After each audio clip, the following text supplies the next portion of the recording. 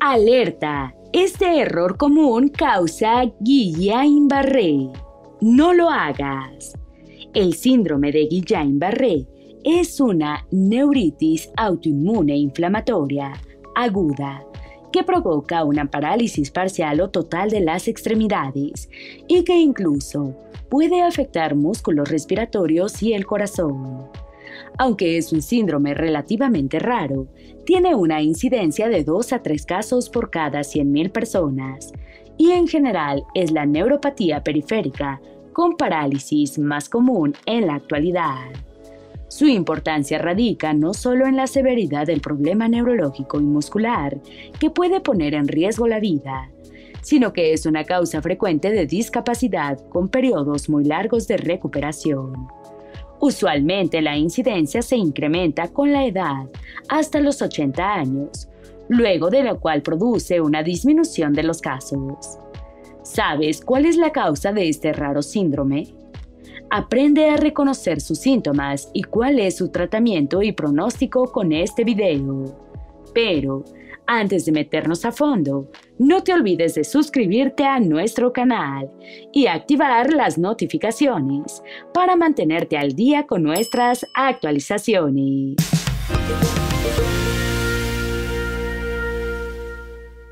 ¿Qué es el síndrome de Guillain-Barré? El síndrome de Guillain-Barré es la neuropatía aguda más frecuente en el mundo. Desde la erradicación de la polio, fue descrita por primera vez en el año 1916 por los científicos Georges Guillain, Jean-Alexandre Barré y André Stroh, como un trastorno benigno que ocasiona debilidad a las extremidades, seguida de una recuperación total de los síntomas. Actualmente, el síndrome de Guillain-Barré se define como una polirradiculoneuropatía aguda que ocurre posterior a una infección, bien sea respiratoria o gastrointestinal, y se manifiesta por un cuadro de debilidad, flacidez extrema y progresiva, alteraciones sensitivas en las extremidades y ocasionalmente en músculos faciales y respiratorios. 7 peligros del Guillain-Barré. La afección principal en el síndrome de Guillain-Barré es el sistema nervioso, sobre todo el sistema nervioso periférico. Los nervios controlan el movimiento y muchas funciones corporales, así como la sensibilidad, por lo que los síntomas principales y sus complicaciones están relacionadas con esta afección nerviosa. Número 1.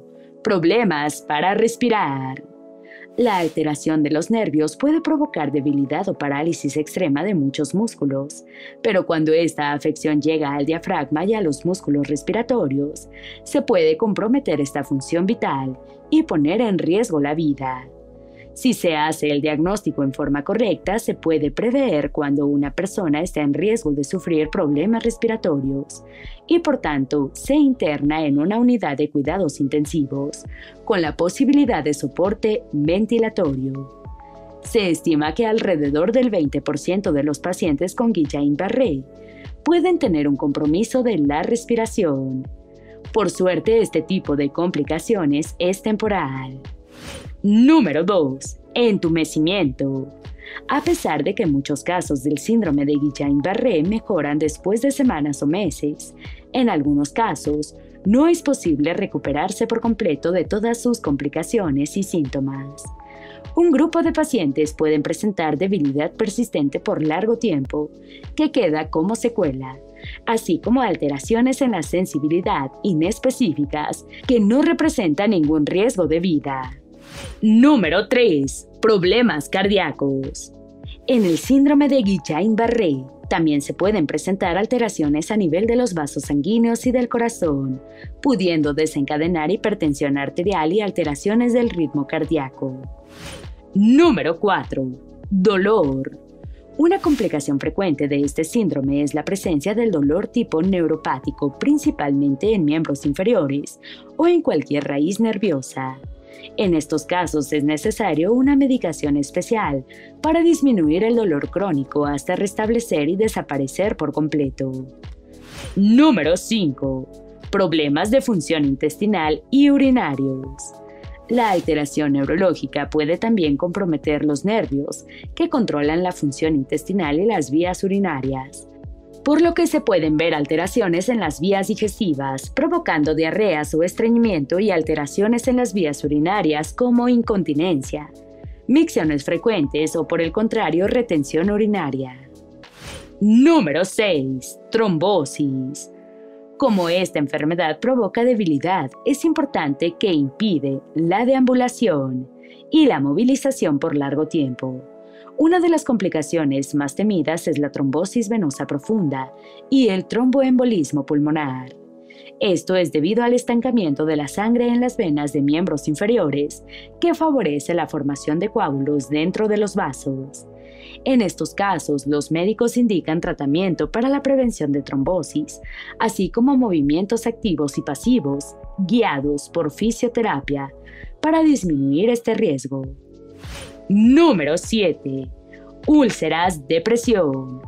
Otra consecuencia de la poca movilidad que sufren estos pacientes por semanas y meses es la aparición de úlceras de presión en los sitios donde hay un contacto permanente, como el hueso sacro o los talones, con la cama o el colchón.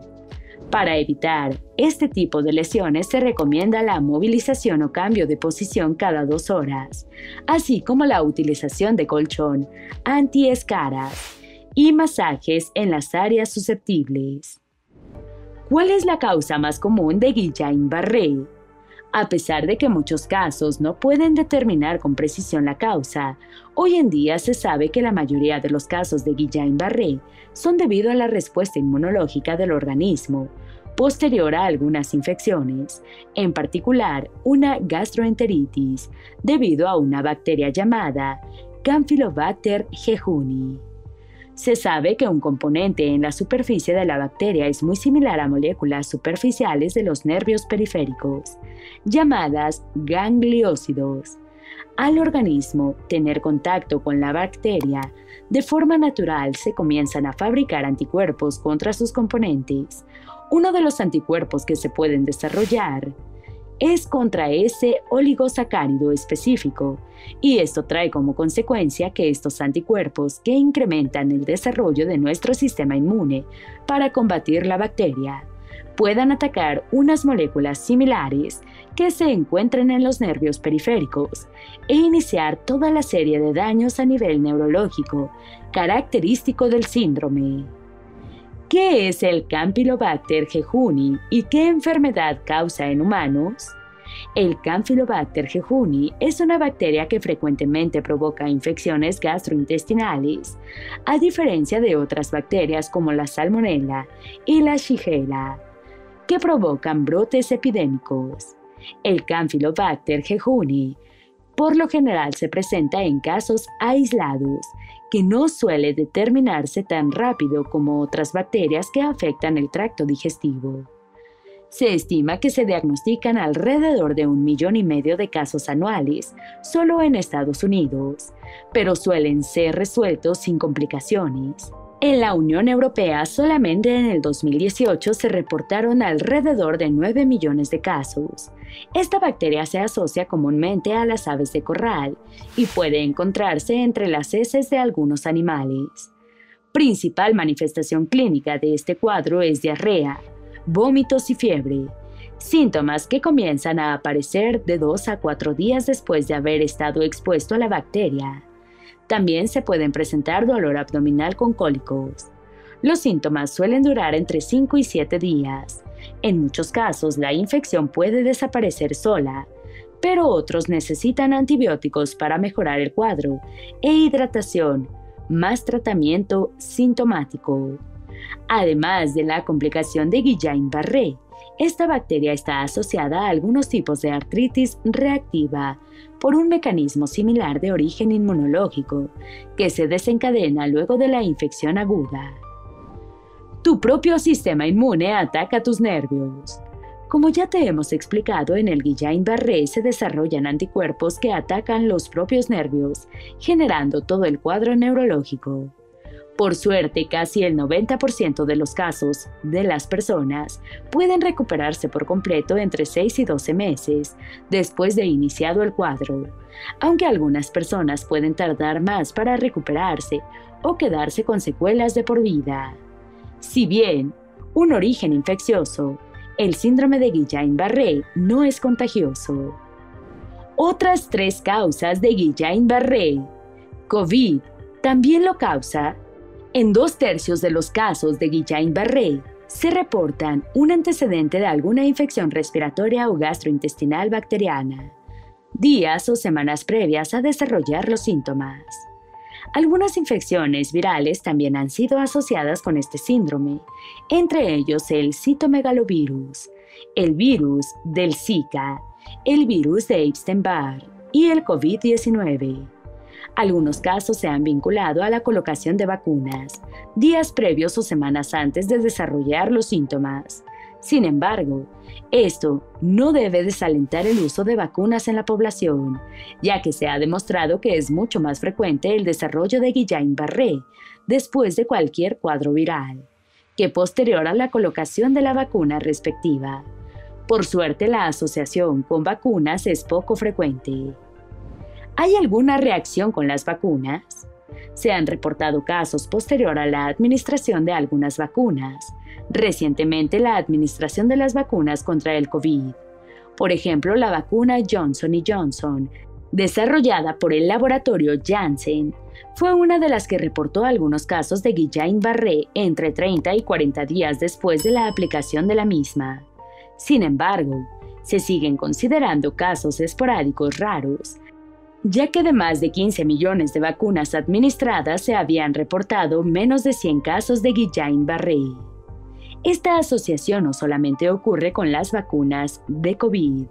Desde la década de 1970 se ha observado un mayor riesgo de este síndrome luego de la administración de algunas vacunas, incluso de vacunas contra la gripe. Aunque la proporción de casos asociados a la vacuna antigripal es de aproximadamente 1 de cada millón de vacunaciones, lo cual es bastante bajo. No obstante, es mucho mayor los casos debido a gripe que posterior a la vacuna, por lo que sigue siendo la vacunación una medida importante para la prevención de la gripe, con pocos riesgos. Lo mismo ocurre con la vacuna del COVID-19. Síntomas de Guillain-Barré. Por lo general, los síntomas neurológicos comienzan entre 3 días a 6 semanas después de la exposición. Los síntomas sensoriales aparecen con frecuencia antes o al comienzo de la debilidad, y muchos pacientes se quejan de una sensación de hormigueo o pinchazos en las manos y los pies. Característicamente, la alteración en la sensibilidad es muy simétrica y generalmente progresiva. También son comunes el entumecimiento distal y el dolor de extremidades o de espalda. Algunos pacientes pueden quejarse de debilidad progresiva de las extremidades o alteraciones de la marcha. La debilidad también es característicamente simétrica y suele afectar primero a las extremidades inferiores. Los reflejos tendinosos profundos están ausentes en el 90% de los pacientes, aunque esto puede no ser evidente al principio. La depresión respiratoria y la neuropatía craneal a menudo ocurren más tarde, aunque el punto más bajo de los síntomas neurológicos puede alcanzarse en tan solo 12 horas. La progresión más allá de los 28 días es improbable. Rara vez los pacientes presentan afección de los nervios craneales, por ejemplo, visión doble, dificultad para hablar o dificultad para tragar. En muy raras ocasiones, los pacientes pueden presentar debilidad localizada restringida a la cara o a los músculos orofaringeos, el cuello y las extremidades superiores. Además de la debilidad muscular y el hormigueo, los cambios en los nervios pueden provocar dolor intenso, especialmente por la noche, y problemas con la coordinación. Los síntomas cardiovasculares, urinarios y gastrointestinales son comunes. Al perder el control de los músculos por la debilidad extrema, pueden complicarse con problemas respiratorios que pueden poner en peligro la vida. Después de 4 semanas, cuando los síntomas alcanzan su punto máximo, permanecen estables por un tiempo y los nervios se curan gradualmente. ¿Cómo se trata? No existe un tratamiento que permita una curación rápida y efectiva del síndrome de Guillain-Barré. La base del tratamiento es provocar una disminución en la cantidad de anticuerpos, y con ello se mejora el daño a los nervios, que es el origen de la enfermedad. Este objetivo se logra de dos maneras: a través del uso de inmunoglobulinas y de un procedimiento llamado plasmaféresis. Las terapias con inmunoglobulinas se basan en recibir anticuerpos por vía venosa, que contribuyen a mejorar la respuesta inmune. Produce neutralización de anticuerpos dañinos y disminución de la proliferación de linfocitos T y la síntesis de citoquinas proinflamatorias. Las inmunoglobulinas se administran vía endovenosa y bajo vigilancia, manteniendo una buena hidratación y controlando efectos adversos. El otro esquema de tratamiento es el uso de un procedimiento llamado plasmaféresis, en el cual se realiza un intercambio de plasma. Se extrae la sangre del paciente con un equipo especial, separando el plasma y las células sanguíneas. El plasma es removido y de esta forma se elimina la gran cantidad de anticuerpos que provoca la enfermedad, retornando a la circulación las células sanguíneas normales.